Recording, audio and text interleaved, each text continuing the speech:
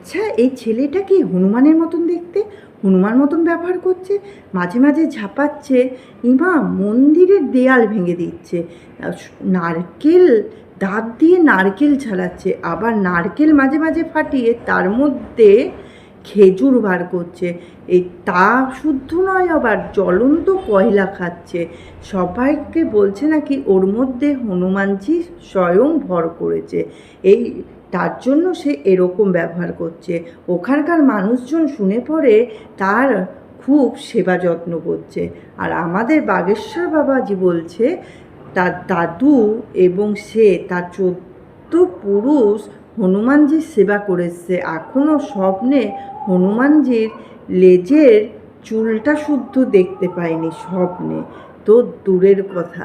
তো তোমরাও কমেন্টে বলো এটা কি সত্যি না অন্য কিছু। তো সবাই আমার সাথে বলো জয় শ্রীরাম।